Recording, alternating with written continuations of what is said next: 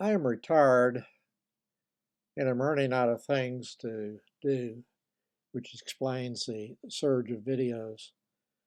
I started to read more books, but I found that I was getting sleepy doing that. Um, so I'm doing videos at the moment.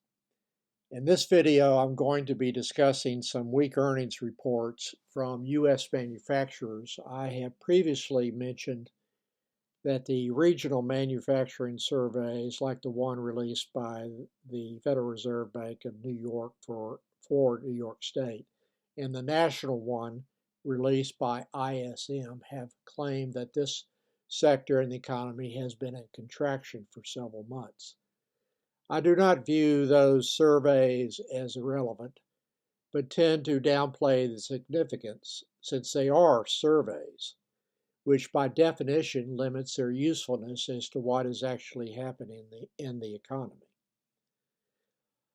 I would note that S&P has a manufacturing survey also, and it reported its flash estimate for January earlier today at 50.3, a 15-month high.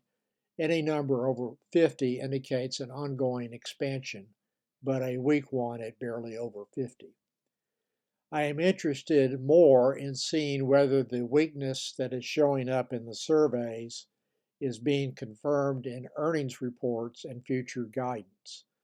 A few reports so far for the 2023 fourth quarter are pointing to weaker demand starting in that quarter and continuing into the 2024 first quarter. DuPont, which did not release its earnings today, it's scheduled for release in early February. But it did issue a press release that guided down revenues for the fourth and first quarter and lowered guidance for the first quarter adjusted EPS to 63 cents, which is below the current consensus of 88 cents. DuPont said that weak demand in China is continuing, and there was continued channel restocking within DuPont's industrial businesses. As of 12:30 Central Standard Time when I last checked, DuPont was down 11.92%, or $8.90 per share. Yesterday, the price of 3M cratered, falling $11.92 in response to a revenue miss and organic growth coming in weaker than expected. The stock price decline yesterday was probably more related to management guiding 2020 adjusted EPS to $9.55, with the consensus then at $9.90. Triple M has a lot of serious litigation problems that have been pressuring the stock to the downside as well. I do not own DuPont and have no intention of buying it. My problem with 3M is not so much the earnings report for the fourth quarter of 2023, but the liability risk, particularly those relating to a forever chemical called PFAS.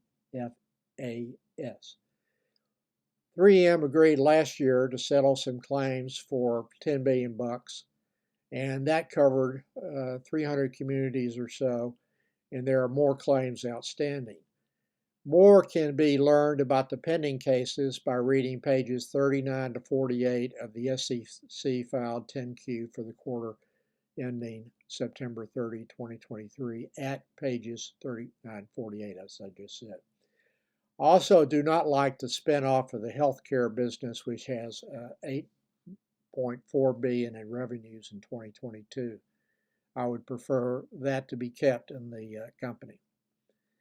I would not draw a conclusion yet about the weakening demand and earnings in the manufacturing sector, but would not be surprised now to see more companies issuing downside guidance for the 2024 first quarter, possibly even for all of 2024, when they release their fourth quarter earnings reports.